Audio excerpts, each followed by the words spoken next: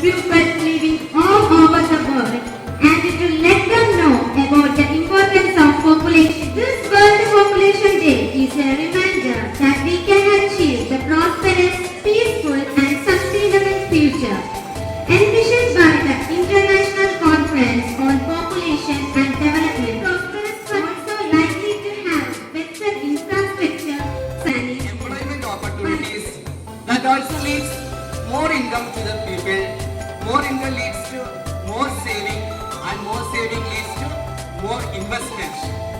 That is actually in a cyclic manner, we can follow the path of economic development.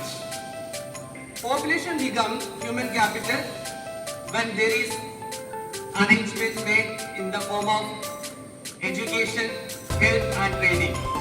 In fact, population becomes actually the stock of skill and productive knowledge. When we divide Indian population under three categories, that is, first one is a group of children, second one is in the category of working population, and third one is in the category of aged group.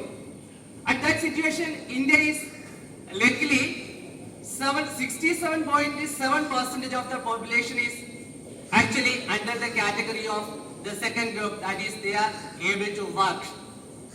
Population become a burden in case of any country if correct measures were not taken to educate it and employ it.